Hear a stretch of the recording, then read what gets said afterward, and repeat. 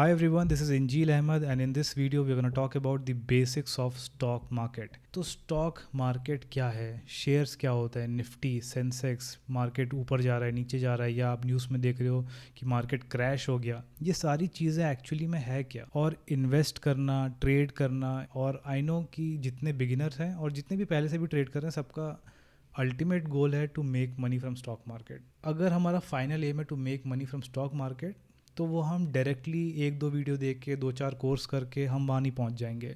ये बात तो पहले दिमाग में क्लियर होना चाहिए।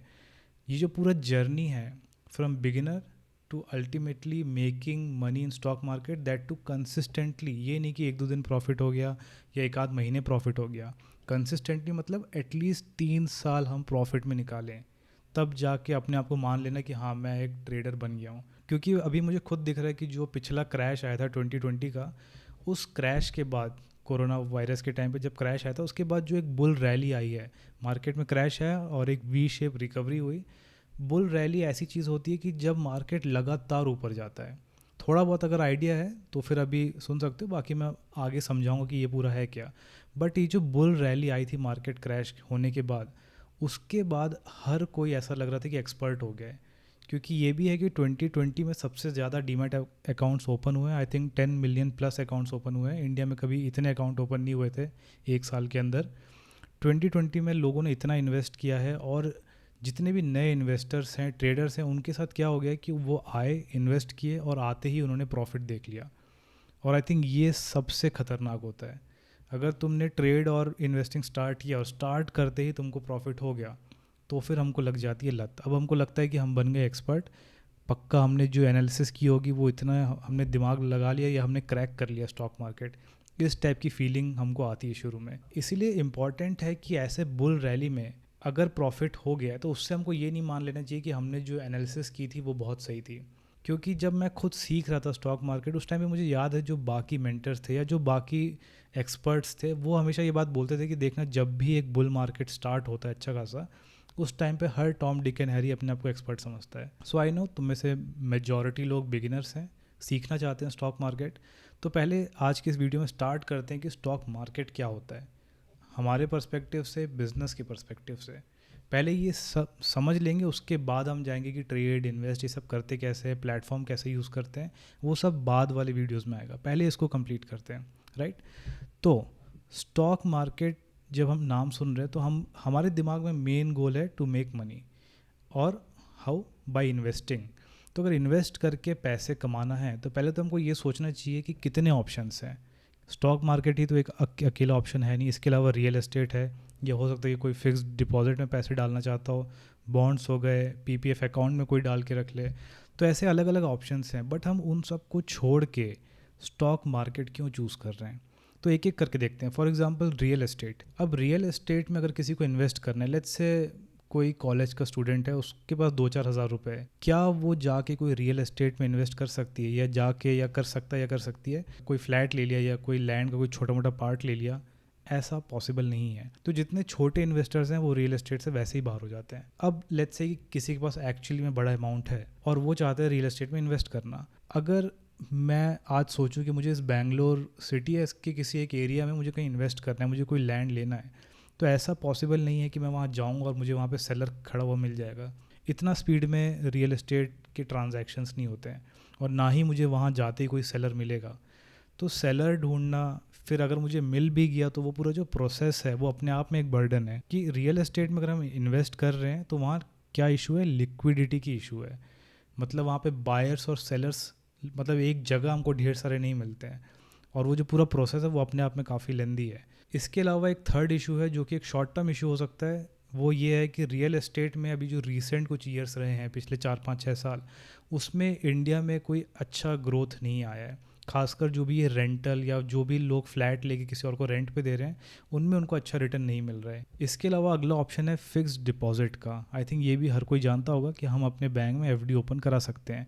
एफडी का जनरल रिटर्न जो आज के डेट में मुझे दिखता है वो है 5 से 6% के बीच में, अगर हम अच्छे बैंक्स की बात करें तो। और जो छोटे मोटे बैंक्स हैं या जो एमर्जिंग बैंक्स हैं, वो शायद आपको 6.5-7% तक का रिटर्न दे दें। एक टाइम पे ये 9-10% भी हुआ करता था, बट हर साल मुझे दिख रहा है कि ये कम होते जा रहा है। तो इंटरेस्ट रेट एफडी का 5-6% के आसपास है। हो सकता है कि कोई सोच रहा हो कि यार मेरे लिए तो 5-6% ही ठीक है, मुझे इतना रिटर्न ही चाहिए। बट 5-6% का रिटर्न अगर हम साल में अर्न कर रहे हैं इंटरेस्ट के बेस पे, तो फिर हमको साथ में कंसिडर करना चाहिए इन्फ्लेशन।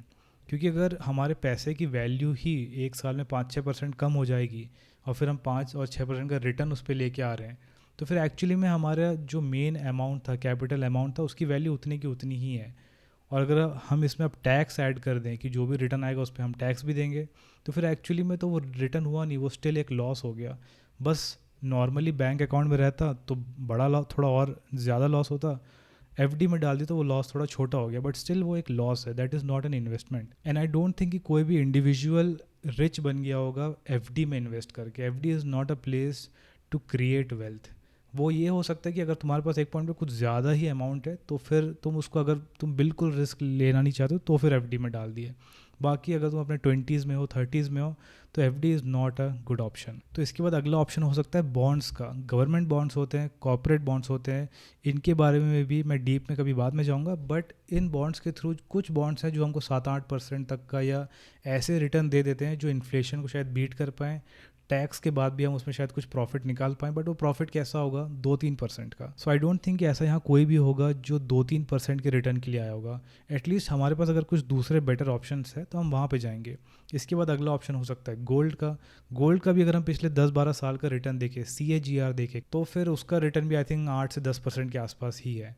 कुछ साल में वो ज़्यादा रहता है, कुछ साल में कम रहता है, बट ऑन एन एवरेज 8 से 10% का रिटर्न मिलता है गोल्ड पे अगर हम हिस्टोरिकली देखें तो। इसके बाद फोर्थ ऑप्शन है इक्विटीज़ का, दैट इज़ स्टॉक मार्केट। अगर हम स्टॉक मार्केट में इन्वेस्ट करते हैं, एंड लेट्स से कि तुम कोई रिसर्च नहीं करना चाहते हो, तुम ये पूरा समझना कि स्टॉक मार्केट क्या होता है, इन्वेस्ट ट्रेड कैसे करना है, प्लेटफॉर्म कैसे यूज़ करना है, अगर इन सब से बचना चाहते हो तो भी बिना रिसर्च के भी सिर्फ अगर एक लॉन्ग टर्म व्यू देख के चलो 10 साल का, तो इसका रिटर्न 14-15% के आसपास है। तो अभी तक हमने जितने भी दूसरे ऑप्शंस देखे हैं उसके कंपैरिजन में ये काफ़ी बेटर रिटर्न देता है।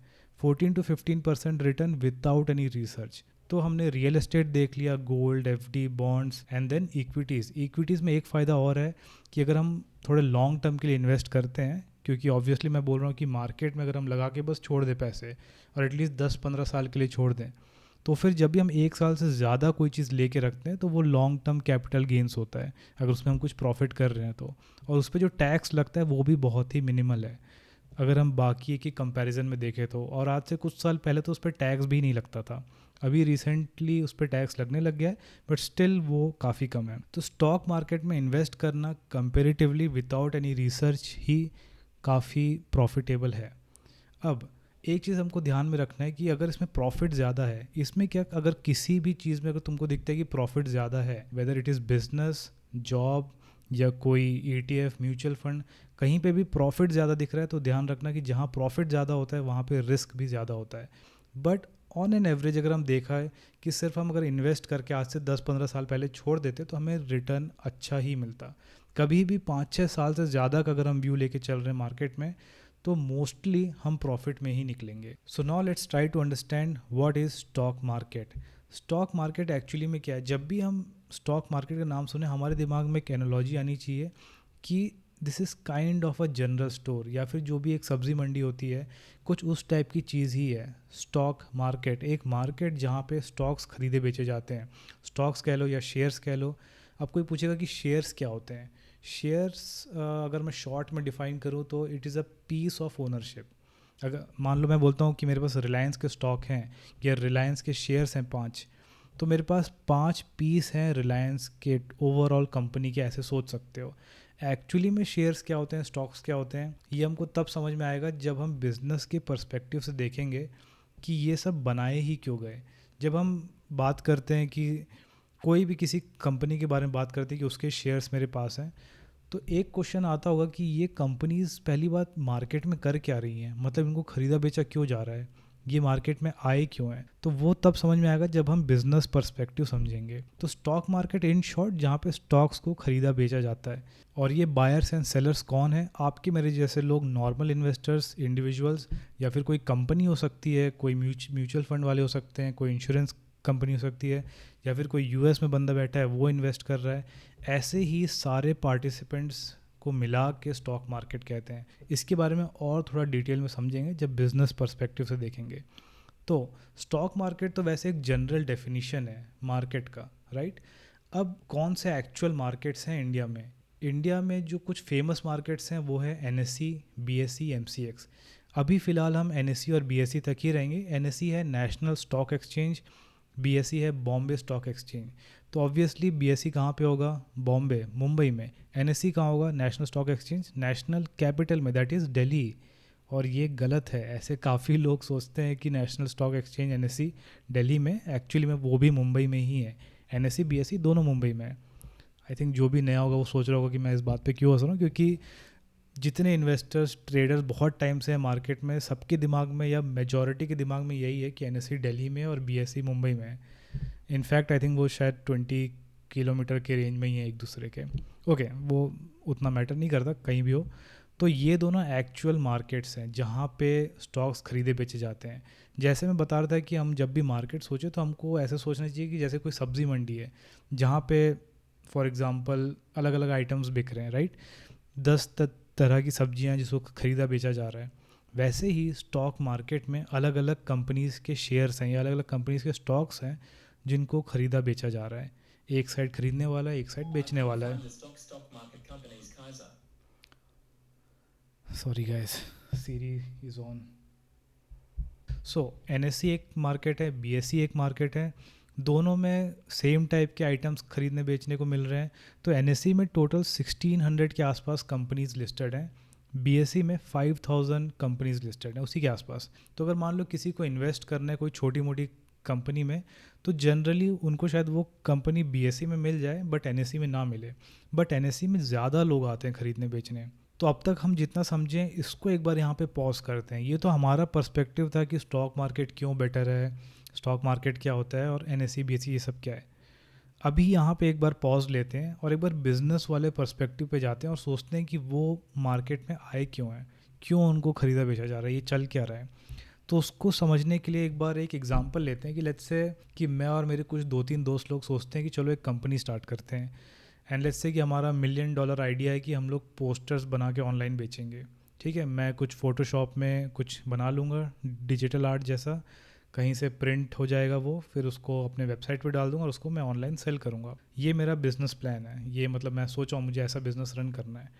अब जब इस बिज़नेस को रन करने का मैं सोचता हूँ कि कितने एक्सपेंसेस हैं, उसका अगर मैं थोड़ा एस्टिमेट निकालूँ तो मुझे दिख रहा है कि मुझे वेबसाइट रेडी करनी है, मुझे एक प्रिंटर चाहिए, बंदा जो प्रिंट करके दे दे। जब मैं इस प्रिंट करके भेज रहूँगा अपने कस्टमर को तो फिर उसको जो भेजने का कॉस्ट है वो रहेगा। इंस्टाग्राम पे मुझे प्रमोशन करना है। तो मुझे ये सारे कॉस्ट दिख रहे हैं। एटलीस्ट मुझे इन सब को जब मैं कंप्लीट कर लूँ, इन सब को मैं मैनेज कर लूँ, तब जाके मेरी जो कंपनी है वो किक स्टार्ट हो पाएगी। तो जो मुझे मिनिमम कैपिटल रिक्वायर्ड है कंपनी चालू करने के लिए उसको बोलते हैं सीड फंड। जैसे सीड डाला जाता है किसी भी प्लांट का उसकी शुरुआत करने के लिए, वैसे ही जो अमाउंट मुझे चाहिए अपनी कंपनी स्टार्ट करने के लिए उस अमाउंट को बोलते हैं सीड फंड। अब जो इन्वेस्टर, मान लो मैं कहीं पे जाऊँ और बोलूँ कि ये मेरा आइडिया है, मुझे पैसे दो, मैं इस कंपनी को स्टार्ट करूँगा, तो ज़्यादातर इन्वेस्टर तो मुझे मना कर देंगे, क्योंकि कोई भी सिर्फ आइडिया पे पैसे नहीं लगाता जनरली। तो जो बड़े इन्वेस्टर्स हैं वो देखते हैं कि कंपनी ऑलरेडी स्टार्ट हो जानी चाहिए, कुछ रेवेन्यू आना चाहिए, कुछ यूज़र बेस होना चाहिए, तब जाके उस कंपनी में इन्वेस्ट करते हैं। तो जब तक मेरी कंपनी एक आइडिया फेज़ में है तो उस टाइम पे जो इन्वेस्टर मुझे वो सीड फंड देगा या उसको कंप्लीट करेगा, उस टाइप के इन्वेस्टर्स को क्या बोलते हैं? Angel investors. और ये जो एंजल इन्वेस्टर्स होते हैं जनरली वो एक बहुत बड़ा अमाउंट नहीं लगाते हैं, क्योंकि वो सबसे ज़्यादा रिस्क ले रहे हैं। वो उस टाइम पे किसी कंपनी में इन्वेस्ट कर रहे हैं जब वो एक आइडिया वाले फेज़ में है। अभी तक तो revenue, user base, sales, profit कुछ भी स्टार्ट नहीं हुआ है, सिर्फ आइडिया वाले फेज़ पे है। सो लेट अस अज्यूम कि मुझे 10 लाख रुपीज़ का इन्वेस्टमेंट मिल जाता है। अब अगर एंजल इन्वेस्टर ने वो अमाउंट दिया है तो वो भी इन रिटर्न मुझसे कुछ ओनरशिप या कुछ इक्विटी मुझसे मांगेंगे। एंड लेट्स से कि हमारे बीच में एक डील होती है कि आप मुझे 10 लाख रुपीज़ दो और मैं आपको अपनी कंपनी के 2.5% का ओनर बना दूंगा। तो जब भी मुझे किसी से इन्वेस्टमेंट लेना है और अपने कंपनी का कुछ ओनरशिप उनको देना है, इस प्रोसेस को सिंप्लीफाई करने के लिए ही शेयर्स बनाए गए।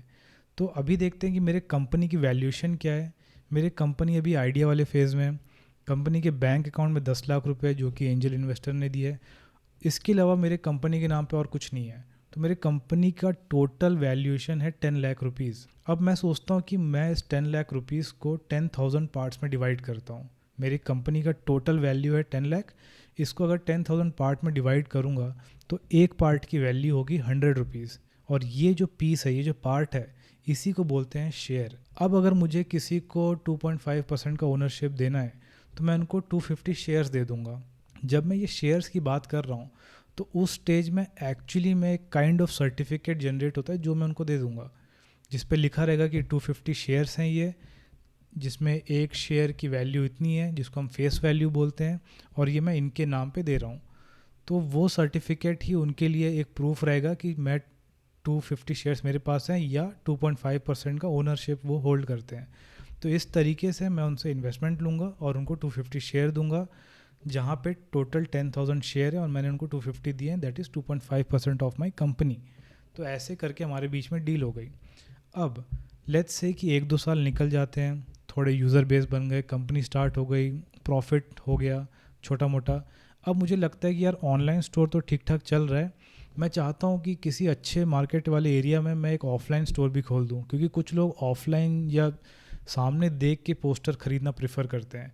तो अगर मुझे अब एक स्टोर भी खोलना है तो मुझे कोई जगह को रेंट करना पड़ेगा, फिर इन्वेंट्री लग जाएगा। तो मैंने एस्टिमेट निकाला कि इस पूरे एक्सपेंशन के लिए, एक ऑफ़लाइन स्टोर खोलने के लिए मुझे 1 करोड़ रुपीज़ की ज़रूरत है। अब 1 करोड़ रुपीज़ का मुझे फंडिंग उठाना है दोबारा। तो जैसे पिछली बार मैंने फंडिंग उठाई थी आइडिया वाले फेज़ में, तो उस फंडिंग को हम बोलते थे सीड फंडिंग। अब सीड फंडिंग वाली बात नहीं रहेगी, अब स्टार्ट हो चुकी कंपनी। अब अगर मैं इन्वेस्टर्स के पास जाऊंगा तो मेरे पास कुछ दिखाने के लिए रहेगा कि अभी हम सिर्फ आइडिया वाले फेज़ में नहीं है, अभी बिज़नेस चालू हो चुका है।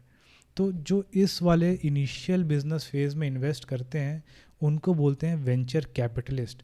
और अगर अब उनके पास मैं ये एस्टिमेट लेके जाऊंगा कि मुझे 1 करोड़ रुपए की ज़रूरत है, आप मुझे पैसे दो और मैं आपको 2.5% का ओनर बना दूंगा। कोई सोच रहा होगा कि अभी भी 2.5% का क्यों? उस टाइम पे मैंने उनको 2.5% का ओनरशिप बनाया था 10 लाख रुपए के रिटर्न में, और आज मैं सेम 2.5% दे रहा हूँ 1 करोड़ के रिटर्न में। ऐसा क्यों? क्योंकि जिस टाइम पे एंजल इन्वेस्टर ने इन्वेस्ट किया था, उस टाइम पे उन्होंने कब इन्वेस्ट किया था? आइडिया वाले फेज़ में। मेरी कंपनी चलेगी नहीं चलेगी, फ्यूचर में क्या होगा, कुछ पता नहीं था, तो बहुत रिस्की इन्वेस्टमेंट था। तो क्योंकि उन्होंने रिस्क ज़्यादा लिया था, इसीलिए उनको मैंने उस समय 2.5% का ओनरशिप दे दिया। आज के डेट पे 2 साल निकल चुके हैं, कंपनी स्टार्ट हो चुकी है। अब इस कंपनी के फेल होने के चांसेस काफ़ी कम हो गए हैं। तो अब अगर कोई इन्वेस्टर आएगा तो मैं उससे ज़्यादा मांग सकता हूँ, उससे ज़्यादा अमाउंट मांग सकता हूँ, उसके बदले में उनको कम इक्विटी दूंगा। क्योंकि अब ये इन्वेस्टर जो 2 साल बाद आ रहा है वो ज़्यादा रिस्क नहीं ले रहा है। और ये इन्वेस्टर समझते भी हैं, जो वीसीज़ हैं वो ये जानते हैं, क्योंकि उनको पता है कि वो जिस अमाउंट के साथ एंटर कर रहे हैं वो आइडिया वाले फेज़ पे एंटर नहीं कर सकते थे, वो उनके लिए कुछ ज़्यादा ही रिस्की हो जाता।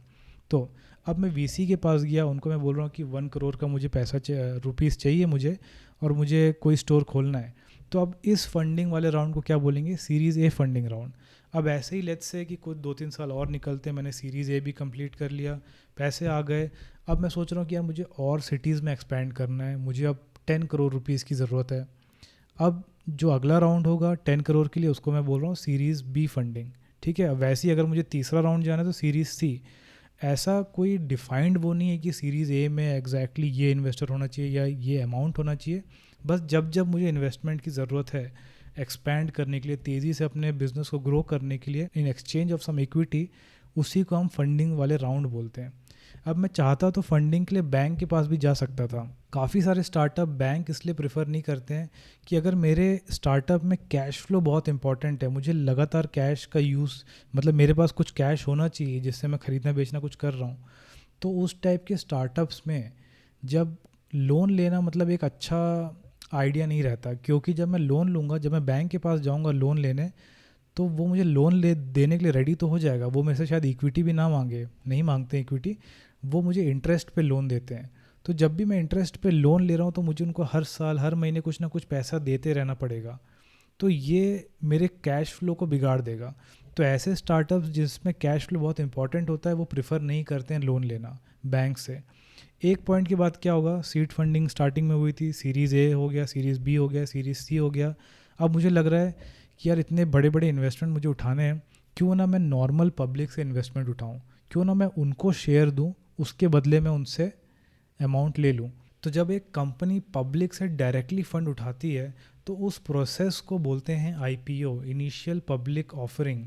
तो यहाँ पे बेसिकली हो क्या रहा है, कंपनी पब्लिक को पहले बताएगी कि देखो भाई ये हमारा बिजनेस मॉडल है, हमने ऐसा परफॉर्म किया है, प्रॉफिट्स ये हैं, अर्निंग, सेल्स, एटसेट्रा एटसेट्रा। साथ में ये भी कि भाई जो मैं इन्वेस्टमेंट मांग रहा हूँ, जो हमारा टोटल इन्वेस्टमेंट हम फंडिंग उठाना चाह रहे हैं, उससे हम ये सब काम करना चाहते हैं, जो भी हमारे एक्सपेंडिचर है, जो भी हमारे प्लान्स है एक्सपेंशन के, ये हम करना चाहते हैं और इसीलिए हम मार्केट में आए हैं। तो जब पहली बार पब्लिक के सामने शेयर्स दिए जाते हैं कि कोई इंटरेस्टेड है तो वो ले सकता है, इसको बोलते हैं आईपीओ, इनिशियल पब्लिक ऑफरिंग, पहली बार ऑफ़र करना। ठीक है, बट ऐसा नहीं है कि कोई कंपनी डायरेक्टली जाके ऑफ़र करे, उनको इस पूरे प्रोसेस के थ्रू जाने के लिए बीच में एक नया इंस्टीट्यूशन आता है जिसको बोलते हैं SEBI, security and exchange board of India. इसका काम सिर्फ आईपीओज़ को रेगुलेट करना या कंपनीज़ को पूरा उनका बैकग्राउंड चेक करना कि वो ठीक है कि नहीं। ऐसा तो नहीं कि कोई कोई फ्रॉड कंपनी है जो आ गई है जस्ट लोगों से इन्वेस्टमेंट उठाने। तो ये सब चेक करने के लिए सेबी इसका पूरा काम करता है। तो सेबी इज़ लाइक, जितने भी स्टॉक मार्केट में अलग अलग एजेंट्स हैं, तो मेरा स्टॉक खरीदना, ब्रोकर के थ्रू खरीदना, अब मेरा बैंक अकाउंट जुड़ा हुआ है, साथ में कोई बड़ा इन्वेस्टर है जिसके पास बड़ा पैसा है जो मार्केट को मैनिपुलेट कर सकता है, जितने भी पार्टिसिपेंट्स हैं, जितने भी एजेंट्स हैं पूरे स्टॉक मार्केट में, उन सबको चेक करना कि कोई कुछ गलत तो नहीं कर रहा है या सब कुछ स्मूथली काम कर रहा है कि नहीं। तो ये सब कुछ रेगुलेट कौन करता है इस पूरे एक्सचेंज को, that is SEBI. So I hope इस पॉइंट पे समझ में आ गया होगा कि कोई भी कंपनी एक्चुअली में मार्केट में आती क्यों है। जो भी हम उनके शेयर आज देखते हैं कि कोई ख़रीद रहा है, कोई बेच रहा है, ये शेयर्स मार्केट में क्यों आए, क्योंकि किसी पॉइंट में उस कंपनी को कुछ फंडिंग उठानी थी डायरेक्टली पब्लिक से, इसीलिए वो आईपीओ के थ्रू अपने शेयर्स को पहली बार पब्लिक को ऑफ़र किए थे। यहाँ पे एक बात ध्यान में रखना, जब मैं पब्लिक बोल रहा हूँ तो पब्लिक का मतलब नहीं है कि मैं सिर्फ कोई इंडिविजुअल की बात कर रहा हूँ। यहाँ पे इंडिविजुअल इन्वेस्टर्स भी हैं, म्यूचुअल फंड्स भी हैं, फाइनेंशियल बैंक्स भी हैं, जो भी उसमें इन्वेस्ट करना चाहता है। अब लेट्स से कि कुछ लोगों को लगता है यार मैं अब उस शेयर को बेचना चाहता हूँ, ये इन्वेस्टमेंट अच्छा नहीं था, या लेट्स से कि इस कंपनी का कोई बहुत अच्छा न्यूज़ आ गया और जो लोग पहली बार आईपीओ में नहीं ले पाए थे अब वो चाहते हैं कि यार किसी तरीके से मुझे भी वो शेयर मिल जाए। तो अब वो जाएंगे इन लोगों के पास जिन्होंने पहली बार लिया था कि यार तुम मुझे वो शेयर बेच दो, तुमने 100 रुपये में लिया था, मैं तुमको 110 दे दूंगा, क्योंकि मुझे लगता है कि यार कि ये कंपनी बहुत अच्छा करने वाली है फ्यूचर में। तो अब अगर मुझे इनसे ख़रीदना है या उनको मुझे बेचना है या उनको अपने आप में कुछ ख़रीदना बेचना है, तो वो कहाँ ख़रीदेगी बेचेगी, उस मार्केट को बोलते हैं सेकेंडरी मार्केट। जिस टाइम पे आईपीओ वाला प्रोसेस हुआ था, जब कंपनी ने नॉर्मली पहली बार ऑफ़र किया था तो उन्होंने प्राइमरी मार्केट में किया था। अब जब शेयर्स मार्केट में आ चुके हैं, अब नॉर्मल लोग एक दूसरे से ख़रीदना बेचना चाहते हैं, तो उसको बोलते हैं सेकेंडरी मार्केट। और जब मैंने वीडियो के स्टार्ट में बात किया था एनएसई, बीएसई, वो सब कौन से मार्केट हैं, वो सेकेंडरी मार्केट हैं। अब समझते हैं कि जब मैं ये बात करता हूँ कि मुझे कोई शेयर ख़रीदना है, लेट्स से कि आपने आईपीओ के टाइम पे ही वो ख़रीद लिया था और अब आप उसको बेचना चाहते हो और मैं इस साइड एक बायर हूँ, मैं ख़रीदना चाहता हूँ। अब हम दोनों का पूरा ट्रांजैक्शन पूरा करने के लिए मुझे आपको पैसे देने हैं और आपको मुझे शेयर देने हैं। तो ऐसा नहीं है कि हम कोई जगह डिसाइड कर लिए कि भाई यहाँ मिल जाना, मैं पैसे लेके पहुँच जाऊँगा और तुम शेयर लेके पहुँच जाना। ऐसे तो डील होता नहीं है। इस डील को पूरा करने के लिए जो बीच में इंटरमीडिएटरीज़ हैं उनको एक एक करके समझते हैं शॉर्ट में। मैंने पहले बताया था कि एनएसई और बीएसई दो मार्केट्स हैं जहाँ पे शेयर्स खरीदे बेचे जाते हैं। तो अगर मुझे कुछ ख़रीदना है तो मैं खुद एनएसई या बीएसई नहीं पहुँच जाऊँगा, मेरे लिए मैं अपना एक एजेंट भेजूँगा, वो एजेंट जाएगा वहाँ पे ख़रीद के ले आएगा। और आपको जब बेचना है तो आप भी खुद नहीं जाओगे, आप एक एजेंट को बोल दोगे कि देखो मेरे ये जो शेयर्स हैं उसको इस रेट पे बेच देना अगर कोई बायर वहाँ मिल रहा हो तो। तो ये एजेंट कौन है जो हमारे तरफ से एनएसई बीएसई जाते हैं ख़रीदने बेचने, वो ही हैं स्टॉक ब्रोकर्स। जो भी ज़रोधा, स्टॉक्स, फायर्स, एंजल ब्रोकिंग, ये सब हम सुन रहे होते हैं, ये सब एजेंट्स हैं। तो ये भी एक इंटरमीडिएटरीज हैं। मुझे अगर स्टॉक ख़रीदना है तो मैं अपने एजेंट को बोल दूंगा कि मुझे 5 स्टॉक ख़रीदने हैं, मुझे 200 रुपये में लेने हैं। अगर कोई सेलर वहाँ पे दिख जाए 200 रुपये में बेच रहा हो तो उससे प्लीज़ ख़रीद के ले आना। प्लीज़ नहीं बोलूँगा, ऑब्वियसली उसका काम है वो करना और उसको मैं उसकी फ़ीस दे रहा हूँ। तो मेरा ब्रोकर जाएगा एनएससी, वहाँ पे देखेगा कि कोई सेलर है क्या, सेलर मतलब कोई एजेंट है क्या जो बेचने आया है। कोई डील अगर सेम प्राइस पे हो जाती है तो वो कंप्लीट करके आ जाएगा। तो हमारे बीच में ट्रांजैक्शन हो कैसे रहा है, आप अपने एजेंट को बोलोगे कि बेच दो, ये नहीं कि इंजील अहमद को बेच दो। आपके लिए तो जिसको भी बेचो आपको उससे फ़र्क नहीं पड़ता, आपका बस वो प्राइस और क्वांटिटी मैटर करता है कि आप अपनी कितनी क्वांटिटी बेचना चाहते हो, किस प्राइस पे बेचना चाहते हो, वो आप अपने ब्रोकर को बता दोगे। मुझे भी फ़र्क नहीं पड़ता कि मुझे आपसे ही लेना है या किसी और से लेना है, जो भी मुझे उस प्राइस पे दे दे। तो ऐसे करके आपके मेरे बीच का ट्रांजैक्शन होगा। बट जब मैं बात कर रहा हूँ कि मुझे पैसे देने हैं, मैं अपने ब्रोकर के थ्रू पैसा दूंगा कैसे आपको, मतलब मेरे ब्रोकर के थ्रू मेरा अकाउंट लिंक होना चाहिए। कौन सा? Bank account. तो बैंक अकाउंट मेरा लिंक्ड है, और बैंक अकाउंट कोई कंटिन्यूस उसमें लिंक नहीं है कि जैसे ही मुझे लेना हो तो मेरा ब्रोकर मेरे बैंक अकाउंट से पैसे निकाल ले। बैंक अकाउंट लिंक्ड है, बस मैं अपने बैंक अकाउंट से अपने ट्रेडिंग अकाउंट में पैसे डाल दूंगा। तो ट्रेडिंग अकाउंट क्या है? मुझे जो भी खरीदना बेचना है उसके लिए मैं अपने बैंक को लिंक करके रखा हुआ हूँ अपने ब्रोकर के थ्रू। अब मैं उस अपने बैंक अकाउंट से 1 लाख 2 लाख रुपए उस ट्रेडिंग अकाउंट में डाल दिया हूँ, और अब इस 1-2 लाख रुपए को ब्रोकर मेरा फटाफट यूज़ कर लेगा जब भी कुछ खरीदने बेचने का मैं उसको ऑर्डर करूँ। तो ट्रेडिंग अकाउंट एक हो गया। अब जब आपका शेयर मेरे पास आया, या लेट्स से जब भी मैंने ख़रीदा शेयर, तो मेरे से पैसे चले गए, जिसने भी बेचा उसके पास पहुंच जाएंगे, बट उसका शेयर मेरे पास कहाँ पहुंचेगा? मैंने बताया था कि शेयर्स इलेक्ट्रॉनिक फॉर्मेट में हैं, और जब मैं शेयर्स इलेक्ट्रॉनिक फॉर्मेट में बोल रहा हूँ तो ऐसा नहीं है कि मैं कोई हार्ड डिस्क में लेके अपने शेयर्स घूम रहा हूँ या मेरे कंप्यूटर में शेयर्स हैं। वो शेयर्स कहाँ पे हैं? वो डीमैट अकाउंट में है। जैसे बैंक अकाउंट में सेविंग अकाउंट होता है, ब्रोकर के पास मेरा ट्रेडिंग अकाउंट है, वैसे ही मेरा एक डीमैट अकाउंट भी है। जब मैं इन्वेस्टिंग या ट्रेडिंग स्टार्ट करता हूँ तो मुझे ट्रेडिंग अकाउंट और डीमैट अकाउंट दोनों ओपन करना होता है ब्रोकर के थ्रू। और ये डीमैट अकाउंट कहाँ पे होता है? डीमैट अकाउंट का पहले फुल फॉर्म देख लेते हैं। डीमैट क्या होगा? डीमेटेरियलाइज्ड अकाउंट। मतलब जब शेयर्स जैसे सर्टिफिकेट वाले फॉर्मेट में थे, अब उसको डीमेटेरियलाइज कर दिया गया, इसलिए उसको बोलते हैं डीमैट अकाउंट, जहाँ पे इलेक्ट्रॉनिक फॉर्मेट में शेयर्स सेव किए जा रहे हैं। बट ये डीमैट अकाउंट होते कहाँ पे हैं? ये मेरे पास नहीं है, ना ही मेरे ब्रोकर के पास है। ये होगा CDSL और NSDL कंपनी के पास।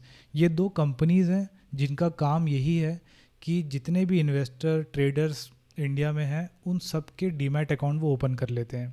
ऑब्वियसली उसके लिए चार्ज किया जाता है, बट हम सब के जितने भी इन्वेस्टर्स और ट्रेडर्स हैं सबके डीमैट अकाउंट वहाँ पे हैं। अगर मैं कुछ ख़रीदता हूँ तो वो शेयर उस डीमैट अकाउंट में जाता है, और उसको आप ऐसे सोच सकते हो कि वो एक वॉल्ट की तरह है, जहाँ पे मेरे नाम का वॉल्ट है, और जब भी मैं कुछ ख़रीद रहा हूँ तो वहाँ पे शेयर मेरा जाके सेफली रख दिया जाएगा। या जब मैं बेच रहा हूँ तो मैं एक जगह साइन करके दे दूँगा कि मेरे डीमैट अकाउंट से निकाल के मेरे एजेंट को दे देना, वो जाके उसको बेच आएगा। ठीक है, ऐसे आप इसको इस एनालॉजी की तरह सोच सकते हो। तो CDSL और NSDL 2 अलग कंपनीज़ है, आप किसी के पास भी डीमैट अकाउंट ओपन कर लो, फ़र्क नहीं पड़ता उससे। और उसके बारे में हमको बहुत ज़्यादा डीप में जानने की भी उतनी ज़रूरत नहीं है, इन्वेस्टर और ट्रेडर पर्सपेक्टिव दोनों से। ठीक है, तो NSDL CDSL के पास हमारा डीमैट अकाउंट है। एक हमारा ब्रोकर हो गया जो हमारा एजेंट है, जो NSE के पास जाता है और हमारे लिए हमारे तरफ से बाइंग सेलिंग करता है। इसके अलावा जब इतने सारे ट्रांजैक्शन हो रहे हैं, ऐसा तो नहीं कि सिर्फ आप और मैं ट्रांजैक्शन कर रहे हैं, लाखों लोग ट्रेड करते हैं, लाखों लोग इन्वेस्ट करते हैं। तो जब इतने सारे लोग इन्वेस्ट कर रहे हैं, कोई ख़रीद रहा है, कोई बेच रहा है, कोई लोग तो एक ही दिन में 5 बार ख़रीदना बेचना कर दे रहे हैं, तो इतने साइड से पैसा आ रहा है। फिर अब ये पैसा इन सब के पास जाना है, सेलर्स के पास जाना है, और जो सेलर्स के डीमैट अकाउंट में शेयर्स थे उनको लेके इनके अकाउंट में भेजना है। तो ये जो सेटलमेंट का प्रोसेस है इसको भी किसी को क्लियर करना होता है। तो उसके लिए भी 2 कंपनीज़ हैं, एक है NSCCL national security clearing corporation limited, और एक है ICCL Indian clearing corporation limited. मुझे भी ये कुछ याद नहीं रहता, मैं खुद यहाँ से रीड कर रहा हूँ। तो इनका काम क्या है कि जितने भी प्रोसेस है ये कि जितने भी बायर्स ने जो जो आज ट्रांजैक्शन किए हैं कि वो ख़रीद रहे हैं, ये बेच रहे हैं, इन सब को सेटल करना कि इनका पैसा यहाँ पहुँच जाए, इनके शेयर्स यहाँ पहुँच जाए, ये पूरा सेटलमेंट को क्लियर करना ये काम है इनका, ठीक है। इससे ज़्यादा इसके बारे में जानने की मेरे ख्याल से ज़रूरत नहीं है। So this was all about what is stock market. तो मार्केट क्या है, कैसे काम करता है, ये अब हमको समझ में आ गया। अब हम अपने वापस पहले वाले पॉइंट पे जाते हैं जहाँ से हमने स्टार्ट किया था कि हमको इन्वेस्ट करना है and we want some return on our investment. तो स्टॉक मार्केट में इन्वेस्ट कैसे कर सकते हैं, कुछ थोड़ा बहुत आइडिया लग गया होगा कि अच्छा कोई कंपनी मुझे अच्छी लगती है तो मैं उसके शेयर्स खरीद सकता हूँ। बट शेयर खरीदने से मेरा प्रॉफिट कैसे होगा, इसके 2-3 तरीके हैं। एक बहुत सिंपल बेसिक तरीका है कि ऐसे शेयर्स खरीदो जो डिविडेंड देते हों, मतलब बाई डिविडेंड स्टॉक्स। अब डिविडेंड क्या होता है? डिविडेंड आप ऐसे सोच सकते हो कि कुछ कंपनीज क्या करती हैं कि जब जब उनका प्रॉफिट होता है या कुछ अच्छा अर्निंग होता है तो वो अपने शेयर होल्डर्स को वो अर्निंग थोड़ा दे देते हैं, उसका कुछ पार्ट उनको दे देते हैं। मतलब लेट्स से कि मेरी कोई कंपनी है ABCD, अब मेरा लेट्स से 1 लाख रुपीज़ का प्रॉफिट हो गया इस क्वार्टर, तो मैं सोच रहा हूँ कि चलो 10,000 रुपीज़ मैं अपने शेयर होल्डर्स में बांट दूँ, जिन्होंने जितना जितना शेयर लिया है उसके वेटेज के अकॉर्डिंग। तो ऐसी काफ़ी सारी कंपनीज़ हैं जो ऐसे डिविडेंड्स देती हैं। अब इसका रीज़न कुछ भी हो सकता है, मतलब नेसेसरी नहीं है कि हर कंपनी को देना ही है। कुछ कंपनीज देती हैं, कुछ कंपनीज नहीं देती हैं, कुछ कंपनी साल में कभी देंगी कभी नहीं देंगी, बट कुछ ऐसी हैं जो रेगुलरली अपने शेयर होल्डर्स को डिविडेंड्स देते रहती हैं, मतलब अपने प्रॉफिट का कुछ पार्ट देते रहती हैं। तो उनको होल्ड अगर आप किए रहोगे तो आपको सिर्फ उस शेयर को होल्ड करने के ही पैसे मिलते रहेंगे। अब यहाँ पे ये बात ध्यान रखना है कि जो हमको अमाउंट मिल रहा है डिविडेंड्स के थ्रू वो कोई बहुत बड़ा परसेंटेज नहीं होता है। बट अगर आप ढेर सारे स्टॉक्स ले रखे हो किसी कंपनी के तो आपको ओवरऑल हो सकता है कि ठीक ठाक डिविडेंड्स मिल जाए। आप चाहो तो जाके सर्च कर सकते हो कि वॉरेन बफेट को डिविडेंड्स के थ्रू ही कितना बड़ा अमाउंट मिलता है, and that's a huge amount. और अगला सिंपल मेथड है कि जो भी मैंने स्टॉक लिया है अगर उसकी वैल्यू बढ़ जाती है तो उससे भी मैं अपना प्रॉफिट निकाल सकता हूँ। बट मैंने पहले भी बताया था कि जहाँ पे भी कोई रिवॉर्ड है, जहाँ पे भी कुछ प्रॉफिट पॉसिबिलिटी है, वहाँ पे रिस्क भी है। अगर 1,000 रुपये का स्टॉक 1200-1300 हो सकता है तो पॉसिबिलिटी है कि वो कल को 800 का हो जाए, 500 का हो जाए, तो वहाँ पे आप अपना पैसा गंवा भी सकते हो। तो एक पॉइंट हमेशा ध्यान रखना, खासकर बिगिनर्स को तो ये ध्यान में रखना ही चाहिए कि जब भी स्टॉक मार्केट में हम जो भी पैसा लगाएं, हम वही पैसा लगाएं जो हम अफोर्ड कर सकते हैं लूज़ करने को। इसको ऐसे सोच सकते हो कि जब हम ड्राइविंग सीख रहे हैं तो हम फरारी लेके ड्राइविंग नहीं सीखते हैं, हम कोई सस्ती गाड़ी लेके ड्राइविंग सीखते हैं। एक बार ड्राइविंग सीख जाए तब हम कोई बड़ी गाड़ी में चलाना स्टार्ट कर सकते हैं। So now let us try to understand the types of traders and investors that we see in stock market. Market पे मेनली अगर हम मॉनिटरी और एक रिस्पॉन्सिबिलिटी के बेसिस पे कैटेगराइज करें कि किस किस टाइप के इन्वेस्टर्स हैं यहाँ पे, तो there are mainly 4 types of investors. एक होते हैं रिटेल इन्वेस्टर्स जो कि एक छोटे अमाउंट के साथ ट्रेड या इन्वेस्ट करने आते हैं। Then we have HNI, high net worth individuals, जो कि थोड़े बड़े अमाउंट के साथ ट्रेड करते हैं। अब ये छोटा अमाउंट या बड़ा अमाउंट बोलना ये थोड़ा सब्जेक्टिव है, ऐसा कोई एग्जैक्ट नंबर नहीं है जिसको हम छोटा या बड़ा बोले। बट अगर हम प्राइमरी मार्केट में देखें, जब IPOs आते हैं उस टाइम पे वहाँ पे थोड़ा डिफाइंड है ये कि जो भी 2 लाख से कम का इन्वेस्टमेंट के साथ आ रहा है या 2 लाख से कम अमाउंट लगा रहा है IPOs में, तो उनको रिटेल इन्वेस्टर कहते हैं। और जो भी 2 लाख से ज़्यादा लगा रहा है उनको HNI कहते हैं। बट अगर सेकेंडरी मार्केट में देखेंगे तो फिर HNI जनरली उनको बोलते हैं जो 5 करोड़ से ज़्यादा के अमाउंट से ट्रेड या इन्वेस्ट कर रहे हैं, और उससे जो भी नीचे है उनको नॉर्मल रिटेल इन्वेस्टर्स कहते हैं। इसके अलावा है DIIs and FIIs, domestic institutional investors and foreign institutional investors. जो भी हम म्यूचुअल फंड्स देखते हैं या फिर बैंकिंग इंस्टीट्यूशंस या फिर कोई इंश्योरेंस कंपनी, कोई भी कंपनी जो इन्वेस्ट कर रही है वो सब DIIs के अंडर आते हैं, अगर वो इंडियन है तो डोमेस्टिक। और अगर सेम चीज़ अगर किसी और कंट्री का है, लेट्स से कोई US में कोई म्यूचुअल फंड है जो इंडियन मार्केट में भी इन्वेस्ट करता है, तो वो हो गया FII, foreign institutional investors. Now someone might ask, what is a mutual fund? In simple words, mutual fund is a company that pools money from many investors and then invest that money in different kinds of securities such as stocks, bonds, short term debt, etcetera. So basically mutual funds के through हम तब invest करते हैं जब हम ये मान के चल रहे हैं कि हमारे पास इतना टाइम नहीं है कि हम खुद से मार्केट को फॉलो करें, या फिर इतना नॉलेज नहीं है कि खुद से रिसर्च कर सके कि कौन सा स्टॉक अच्छा है और कौन सा स्टॉक बेकार है। तो हम किसी और पोर्टफोलियो मैनेजर पे डिपेंड हो जाते हैं, हम उसको अपना अमाउंट दे देते हैं और ये उम्मीद में कि वो हमारे जो भी इन्वेस्टमेंट है उसका एक अच्छा रिटर्न निकाल के देगा।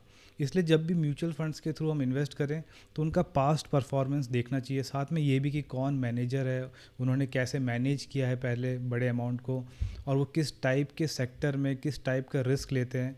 तो ये सब स्टडी करने के बाद हम किसी अच्छे म्यूचुअल फंड को चूज़ कर सकते हैं। अब इसके अलावा एक दूसरा मेथड भी है ट्रेडर्स और इन्वेस्टर्स को कैटेगराइज करने का based on their trading style and the time duration of their holdings. कुछ इन्वेस्टर ऐसे होते हैं जो कि आज कोई स्टॉक खरीदेंगे और कल के कल उसको बेच देंगे। कुछ ऐसे भी होते हैं जो आज खरीदेंगे और 10 साल तक उसको होल्ड करके रखते हैं। अब इसी बेसिस पे हम इन्वेस्टर्स और ट्रेडर्स को 3 कैटेगरी में डिवाइड कर सकते हैं। One is long term, second is short term and third is ultra short term. तो लॉन्ग टर्म इन्वेस्टर्स ऐसे इन्वेस्टर्स हैं जिनका होल्डिंग पीरियड 1 साल से ज़्यादा का होता है। उसमें भी 2 मेन सब कैटेगरी है, one is value investors and another is growth investors. तो वैल्यू इन्वेस्टर्स ऐसी कंपनी ढूंढते हैं जिनके शेयर का प्राइस अभी शॉर्ट टर्म के लिए थोड़ा नीचे आ गया है, उनको शायद ये लगता हो कि किसी इशू के कारण अभी उनका प्राइस कम हो गया है उस शेयर का, और ये लॉन्ग टर्म के लिए एक अच्छा बेट हो सकता है। और ग्रोथ इन्वेस्टर्स फोकस करते हैं मेनली ऑन अर्निंग्स और प्रॉफिट्स। अगर उनको ऐसा लग रहा है कि कोई कंपनी लगातार अच्छे अर्निंग्स पोस्ट कर रही है, लगातार वो अच्छा प्रॉफिट कर रही है, उनको अच्छे अच्छे प्रोजेक्ट्स मिल रहे हैं, तो वो उस टाइप की कंपनीज़ में इन्वेस्ट करते हैं। इसके बाद सेकंड कैटेगरी है शॉर्ट टर्म वालों की, जिसमें मेनली कोई भी इन्वेस्टर जो आज खरीद के कल बेचे या 1 साल के अंदर बेच दे, तो इस टाइम पीरियड वालों को बोलते हैं शॉर्ट टर्म ट्रेडर्स या investors. And final is ultra short term traders. यहाँ पे मैं साथ में इन्वेस्टर्स ऐड नहीं कर रहा हूँ। रीज़न ये है कि अल्ट्रा शॉर्ट टर्म ट्रेडर्स कौन हो गए, जो आज स्टॉक खरीदते हैं और आज के आज बेच देते हैं। मतलब जितने टाइम पे मार्केट खुला है उसी में उनका ख़रीदना बेचना हो जाता है। तो ऑब्वियसली कोई इन्वेस्टर कोई कंपनी के बारे में इतना रिसर्च करके आज खरीद के आज नहीं बेचेगा। ट्रेडर्स को जनरली कंपनी से कोई मतलब नहीं होता है कि कंपनी अच्छी है बेकार है, उनको सिर्फ इस बात से मतलब होता है कि अगर उसके शेयर का प्राइस चेंज हो सकता है, अगर आज 100 रुपये का है कल 200 रुपये का हो सकता है, तो वो सिर्फ उससे प्रॉफिट लेके निकल लेते हैं। इन्वेस्टर्स तो ऐसे हैं जो कंपनी देखते हैं अच्छी है बेकार है, वो थोड़े लॉन्ग टर्म के लिए आते हैं। और अगर हम अल्ट्रा शॉर्ट टर्म के भी सब कैटेगरी में जाए तो उसमें भी 2 टाइप के ट्रेडर्स होते हैं। One is day traders and another is scalpers. Day traders ऐसे ट्रेडर्स हैं जो कि खरीदेंगे कोई स्टॉक और हो सकता है कि 1 घंटे के लिए होल्ड करे, 2 घंटे के लिए, तो 1 घंटे से 4-5 घंटे तक अगर कोई होल्ड कर रहा है स्टॉक तो वो डे ट्रेडर हो गया। बट अगर कोई खरीद के विद इन मिनट्स बेच दे रहा है या विद इन सेकेंड्स बेच दे रहा है तो वो हो गया स्कैल्पर।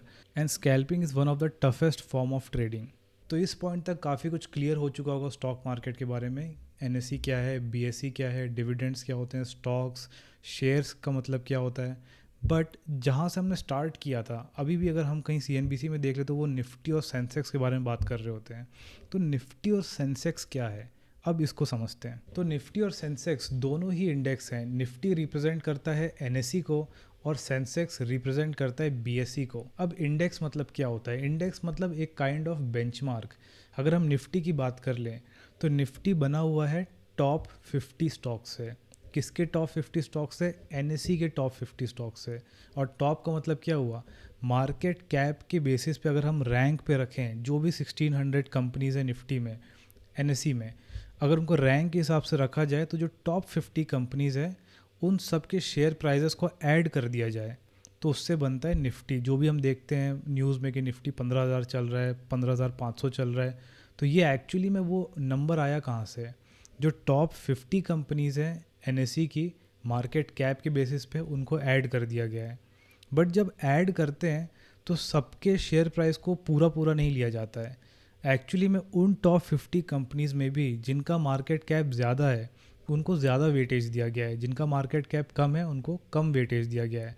तो जिस टाइम पे मैं ये वीडियो बना रहा हूँ उस टाइम पे Reliance, HDFC bank, Infosys, ICICI bank, ये टॉप 5 कंपनीज़ हैं जिनका वेटेज सिर्फ अगर इन 5 कंपनीज़ का देखा जाए तो इनका वेटेज ही 30 to 35% है।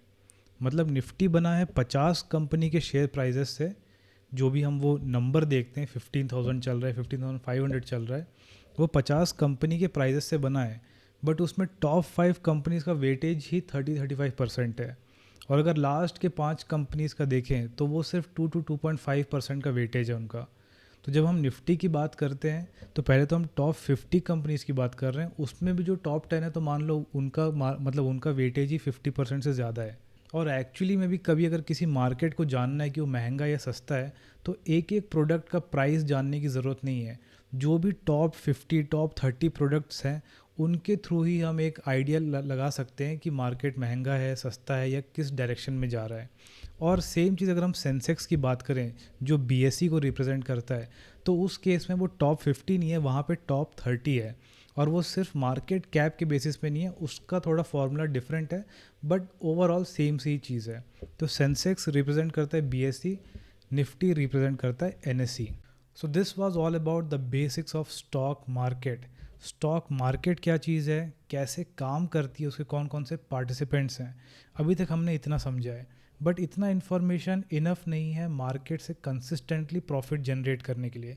तो उसके लिए भी अलग अलग टाइप की एनालिसिस होती है, फंडामेंटल, टेक्निकल, क्वांटिटेटिव। जब ये सब के बारे में थोड़ा थोड़ा समझ जाएंगे तब जाके शायद आप खुद चूज़ कर पाओ कि अच्छा आपको किस में इंटरेस्ट है। So that's it for today guys, I hope you find this video informative. अभी इस टॉपिक पे बहुत सारी वीडियोज़ आना बाकी है। पहले हम बेसिक समझ रहे हैं, then will go to intermediate, then will go to advance level. And the channel is brand new so I do need your support, so do subscribe the channel. And मुझे अपने सीड फंडिंग के लिए 100 subscribers चाहिए, तो become my angel investor, and that's a very very bad joke.